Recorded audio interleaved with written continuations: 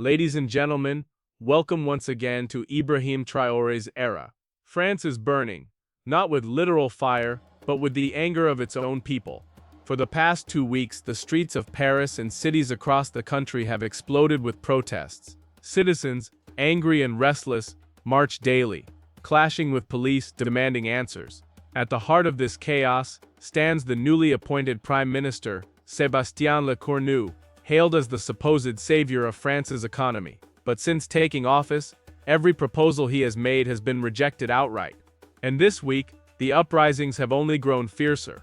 Let us dive into the details of his failed solutions and why the French people believe the only real answer lies in restoring ties with the Sahel. Because without Africa, their economy is doomed. The root of France's turmoil is a mountain of debt so massive that even the Eiffel Tower would look small beside it. The country owes over $3.3 trillion, and a significant part of that debt belongs to its own citizens, the pensioners. France has more than 20 million retirees, and the government spends about $428 billion every year to cover pensions. That is not just a burden, it is a bleeding wound.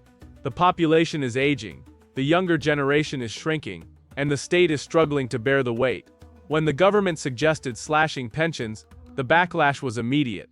The elderly called it betrayal after working their entire lives. The youth condemned it as theft, saying they already face unemployment and cannot also carry the outrage of their parents and grandparents. So the streets erupted. Paris transformed into a theater of anger. Debt is not France's only wound.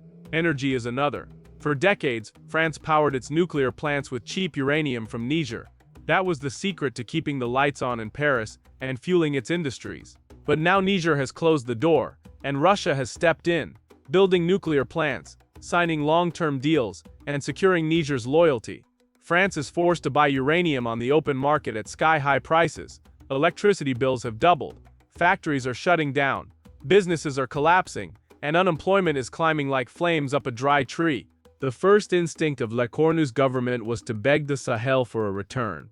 Offer deals, reopen doors, plead for partnership. But that chapter is closed. The Sahel is no longer France's playground. It stands firmly with Russia, under the leadership of Traoré, Goïta, and Chiani. They are building, protecting, and investing in their own future. France has nothing to offer that would make them turn back. So Lecornu turned to another desperate plan, taxing the wealthy. A new law has been announced, a 2% wealth tax on every rich citizen in France. The government calls it patriotic duty, but many ask, is it now a crime to be rich in France? The problem is clear. The wealthy hide their assets in trusts, shell companies, and offshore accounts. To track them down will be nearly impossible. So the people are asking, if France cannot even collect taxes properly, how can it save its economy? If it cannot stabilize electricity, how can it save its industries? If it cannot protect pensions, how can it protect its elders? Faith in the government is gone. The protests rage on. The economy bleeds, and the world watches as France, once the empire of Europe, teeters on the edge of collapse. This crisis has created a strange sight in Paris. The protests are not only filled with angry youth, but with gray-haired pensioners. Men and women who spent their lives building industries and paying taxes now march with placards, fists raised, roaring like lions. Instead of resting in their final years, they fight for dignity in the cold streets. An army of pensioners, not armed with guns but with sheer numbers, and they are crushing the government.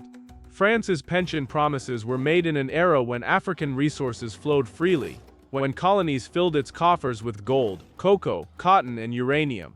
But that empire is gone. The Sahel has broken free. The promises remain, but the wealth is no longer there. France is now paying yesterday's promises with today's poverty. Electricity is the blood of a modern nation, and France is bleeding to death. With Niger's uranium gone, tariffs have soared.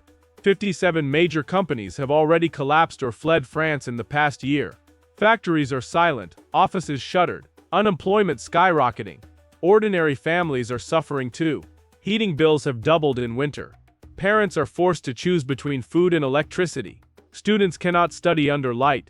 Pensioners already fighting for survival sit in darkness. This is not the France of glory. This is the France of decline. The irony is heavy.